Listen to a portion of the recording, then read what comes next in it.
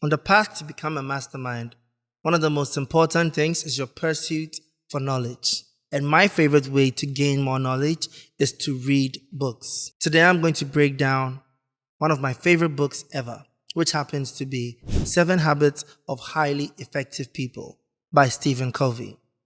He explains in a nutshell that success isn't built on luck, but by the habits that successful people, do every single day. So to be successful, you need to make sure you embody these habits. Let's start with the first one, which is be proactive. This habit is a personal favorite because it talks about personal responsibility. Instead of assigning blame to other people, you rather take ownership of everything in your life. Understand that only you can make a difference. It talks beautifully about the circle of concern versus the circle of influence. So many people have things that they are concerned about: the taxes, the weather, the government, the bad roads. But all these are things you can't actually change. You are on social media watching a war in another country that you are never going to visit, and you are spending 4 hours thinking about it, but you have no power to change it. Instead, you need to focus your attention on your circle of influence, the things that you can do something about, the things you have real influence over, like learning a new skill, learning how to talk to your coworker to get them to do what you want them to do, growing yourself. When you handle the things that you can control effectively, you start to grow, and then you can slowly affect the things in your circle of concern. So be proactive, take responsibility, and change your life. The second habit is that successful people begin with the end in mind. Before they start any journey, before they get on any path, before they do anything, they look at the end results for what they are looking for. They don't just jump in and now say, what are we going to do next? They know the end before they start the beginning. So let me give you a small exercise that you can do. Write your elegy. Imagine right now that it's your funeral and you are being celebrated for your life. Write down what you want them to say about you. Do you want them to say he was a responsible father, a strong leader, a kind and generous man, a wealthy, intelligent man? List who you want them to describe you as. When you have that down, start to embody that description. Start to become the person that you want to end as. If you want to be remembered as kind, start to share. If you want to be remembered as a strong leader, start to lead today. Doesn't matter who. Lead that boy in your neighborhood who is looking for a mentor. Begin with the end in mind. You need to set your destination before you start the journey. The third habit of successful people is they put first things first. So many of us are what we call busybody. People are working hard every day, but they amount to nothing. And that is because they are working on the wrong things. He explains the Eisenhower matrix, which is a perfect way to handle your time management. The first thing is you need to understand the power of leverage. So leverage, if you remember when they teach you this in science, a lever is something which gives you the power to do more than you are capable of. So a leverage task is any task that makes it easier for you to do other tasks. In knowing what to do first, you need to decide the important things in your life. Everybody and what's important to them. The fact that this is important to Kojo does not mean it's important to Amma. Maybe Kojo is at that stage of his life where that means something to him, and Amma isn't. So Amma shouldn't just copy Kojo. It's like you come watch a podcast, and the podcast is talking about financial, growth and everything, and you hear them talking about investing and cryptocurrency and everything. Yet you owe loans. You've not finished paying off your loans, and you want to take money and go and invest? No. What's important at your level is pay off your loans. So to be able to understand this properly, you have to have a system that you follow. You identify what is important, what is urgent, what is not important, what is not urgent. every task that you do is either one of these four situations. It's either important and urgent, important, not urgent, not important, urgent, and not important, not urgent. You have to become the kind of person whose tasks mostly fall in important, not urgent, because that means you are doing things ahead of time that means something to you. It reduces anxiety. It makes you a better planner. It makes you much more efficient. When you are operating in important, urgent, that means you are in crisis mode all the time. And even though it may feel like you are doing important things, you won't get the best result because you are always anxious. You're always on the go, always in a rush. And that kind of person only survives. They don't thrive. So put first things first. Look at what means a lot to you. Plan it, schedule it, get it done in advance. The fourth habit is think win-win. I see so many people get this wrong. In negotiations, in building businesses, in taking jobs, whatever they're doing, they think win-lose. Most people walk into a room and they're only asking themselves, what is in this for me? How do I get the most out of this? How do I squeeze this person the most? Now, the truth is, in a win-lose situation, eventually that relationship breaks.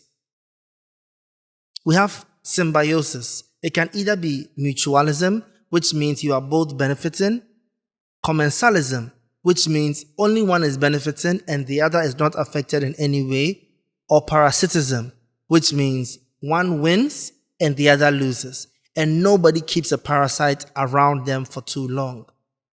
So if you just want to be able to get a quick win and lose in the long term, go for win-lose. Do a fast scam, pull one over somebody's eyes. It won't last long, but you will just get ahead for a very short time. But if you really want to benefit over a long period of time, always ask, how do we both benefit from this? When you are negotiating with a delivery man, with a truck driver, you are negotiating as you're buying ice cream, whatever it is.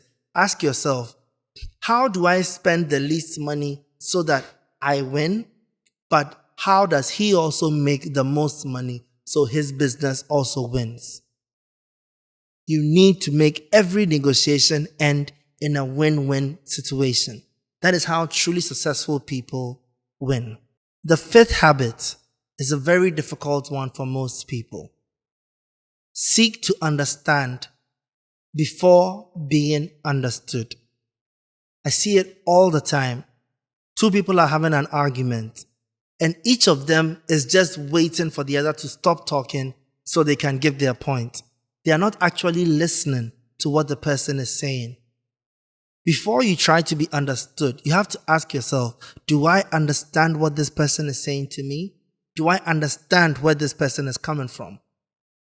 Every action people take has a logical reason behind it. Unless the person is insane, they have a logical reason behind it. So if you don't agree with what somebody is doing, it probably means you don't understand their reason. So before you walk into a room and try to get everybody to see things your way and do things your way, you have to understand this person.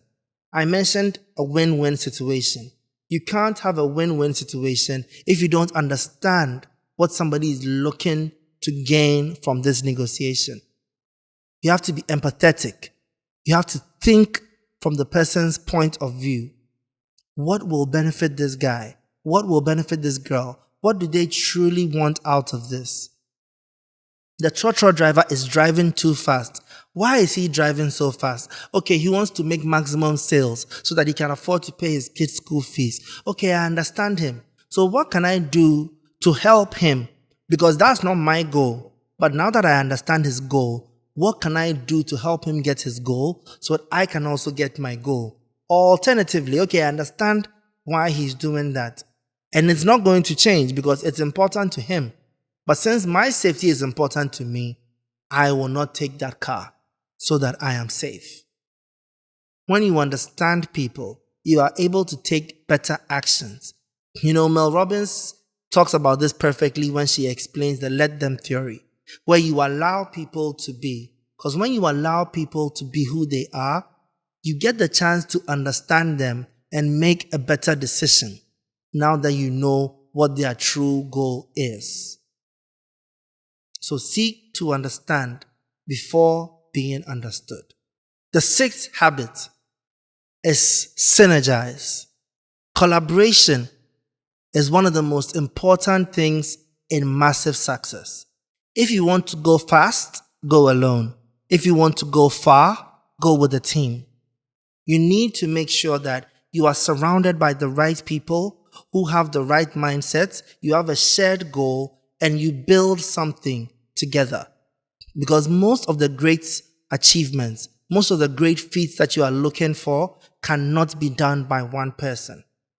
If it could be done by one person, it wasn't going to be great in the first place. So you need to look for that synergy.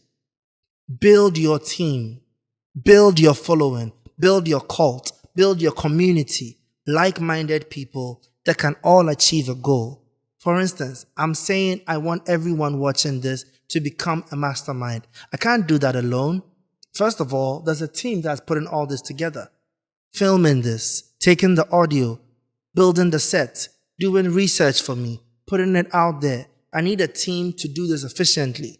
But it goes further than that. Without you, the community that is watching me, learning from me, giving me input, letting me know in the comments what they want to hear next time and everything, this goal of turning our community into masterminds is not possible. So instead of trying so hard to be selfish and looking for only your benefits, think like a community, synergize, and move with the team. Now, the seventh habit is to sharpen the saw. You know, when you have a tool, when you are working hard and your saw is no longer cutting through the wood, do you spend more time trying to cut through the wood with the saw, hoping that it will suddenly become better? Or do you go back and sharpen the saw to be more efficient? Sharpening the saw is about building your skills. Read, learn, research, ask questions, watch podcasts, take a mentor. It doesn't matter what stage you are in your life, you can always get a mentor. Because wherever you want to go next, there's somebody who's been there before. Ask them how they did it. And the truth is, most successful people want to share. It is one thing that people don't know. Almost every successful person wants to share. So you can just walk up to somebody right now, walk up to a millionaire, walk up to that businessman, that CEO respect. And instead of saying something small for the boys, ask them a question on how did you do this? What disciplines did you have that got you here? What habits did you embody that made you who you are today? What did you do wrong that if you could do things again, you would never do that way? Grow, learn, sharpen your skills. That is the true way to become a mastermind. You have to be obsessed with self-development. You wake up in the morning, you're thinking, what can I do better today? Learn from your past mistakes. If you are not growing, you are retrogressing. So sharpen your saw. Now let's get practical. I always say it's good to have knowledge, but if you don't apply it, there's no use. So right now, take it step by step. Every week, take one of these habits and see how you are going to start embodying this habit. How you are going to better yourself, develop yourself to become the successful person that you know you should be. Take your time with it. You will make mistakes, but failure is only a part of the process. If you are able to embody these 7 habits, then success is guaranteed. It's only a matter of time. I hope you truly become the mastermind I know you are meant to be. Thank you.